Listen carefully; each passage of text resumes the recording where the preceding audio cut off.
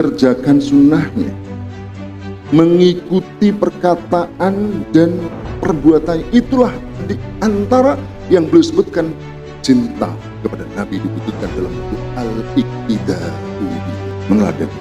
Karena hanya orang yang mengharapkan Allah, mengharapkan pahalanya, wal yaumil akhir, mengharapkan surga, dia akan mengikuti Rasulullah sallallahu alaihi wasallam.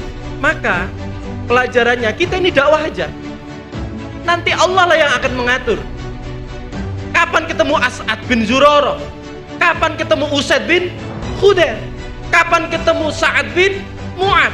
Kapan ketemu Sa'ad bin Ubadah? Lakukan aja dakwah sesuai garis perjuangan Nabi. Allah yang akan mengatur, Allah yang akan memberikan pertolongan, Allah yang akan membukakan pintu. Rasulullahnya itu kepada siapa? Allah yang punya kuasa. Tidak ada keyakinan itu, tidak akan dia mengikuti Nabi. Ini mengambil sepotong yang menguntungkan, meninggalkan sepotong yang lain. Kalau seperti itu justru munafik. Kirim tentara untuk Palestina membela saudara mereka, merebut Al-Aqsa, itu baru mengikuti Rasulullah sallallahu alaihi wasallam. Kenapa kita harus mencintai dan rindu kepada baginda Rasulullah Muhammad sallallahu alaihi wasallam? Karena Rasulullah lah pemberi syafaat kepada kita umat manusia, kepada kita umatnya. Maka yang bisa kita lakukan adalah pelajaran dari baginda Nabi, istiqomah. Sebagaimana baginda Nabi ketika dirayu oleh pamannya untuk ngalah sama Quraisy. Sudahlah, kamu berhenti aja melakukan dakwah. Maka baginda Nabi dengan meneteskan air mata menyampaikan kalimat ini. Wallah, law wada'u syamsa fil yamini wal qamara fi yasari ala an atsruka hadal amra hatta yudhirahu Allahu au ahlika fi ma taraktu. Baginda Nabi menyampaikan ini dengan meneteskan air mata karena ini yang ngomong pamannya sendiri.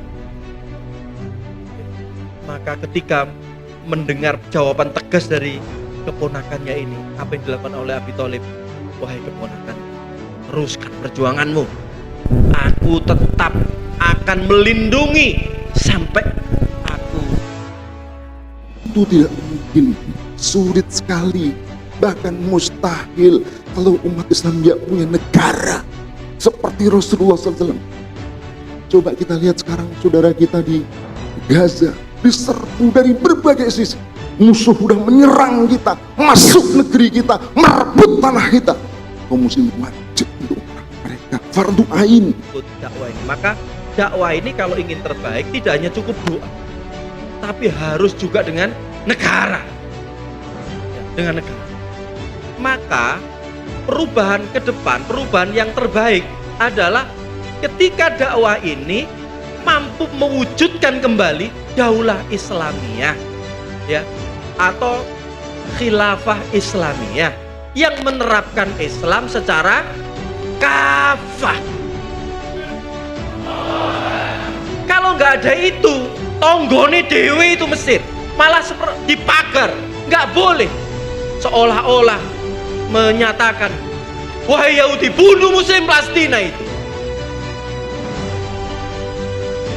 Seperti itu, kita umat Islam harusnya menjadi umat yang satu. Ini harus ada yang menyatukan umat ini. Maka sebetulnya tegaknya khilafah Islamiyah itu bukan sekedar kewajiban, itu adalah kebutuhan.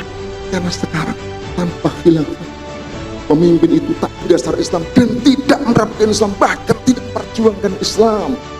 Maka memperingati Maulid Nabi mengingatkan kita meneladani beliau untuk memperjuangkan tegaknya kembali daulah Islamiyah, khilafah ala minhajin nubuwah.